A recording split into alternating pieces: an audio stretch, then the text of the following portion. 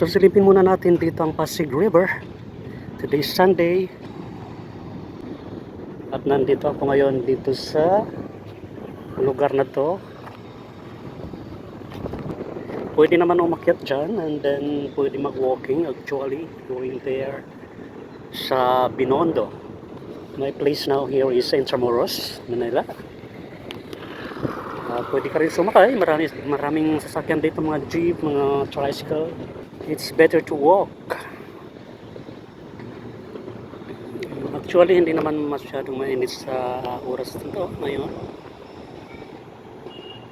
Yan, ito yung view here.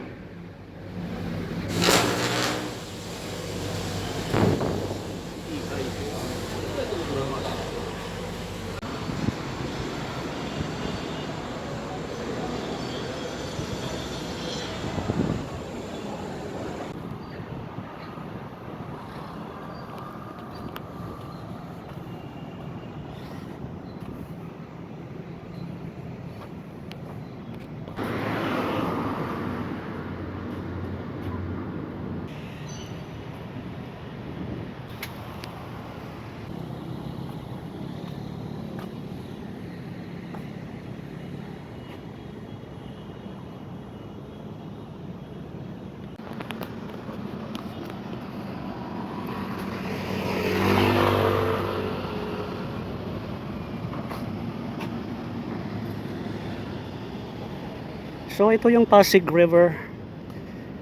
Para siyang what you call that one? Tahimik ang river.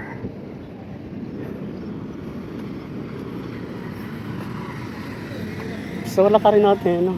Actually hindi naman malayo. Ito ang walkway dito. Mayroon siyang sariling lakaran ng tao.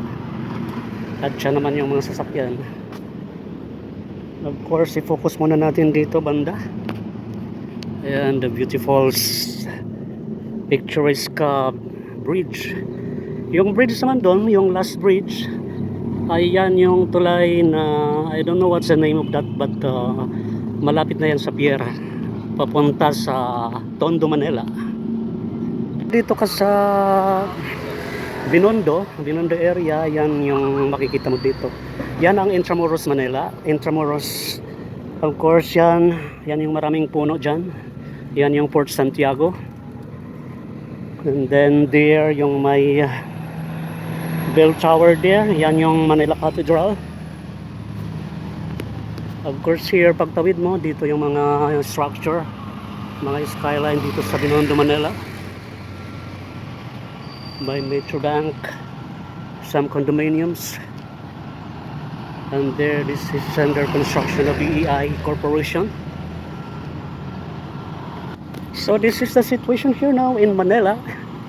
Today is Sunday, and the time now is 9:45, 15 minutes to 10 o'clock in the morning. Today is Sunday. I don't know what's the date today, 14 or 13 of July.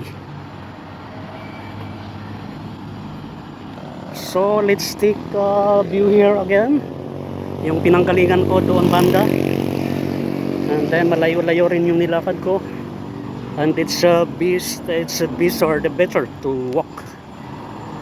Because as I have said, walking is the best exercise. At tulad nito na malayo-layo na rin ang nilakad ko, ay pinagpapawisan na rin ako. Yan, there is a new building there.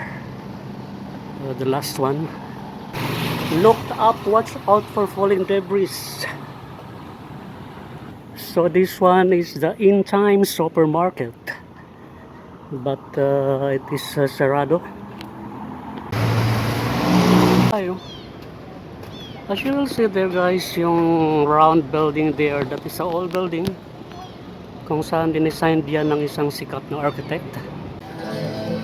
The name of that building is the World Trade Stock Exchange.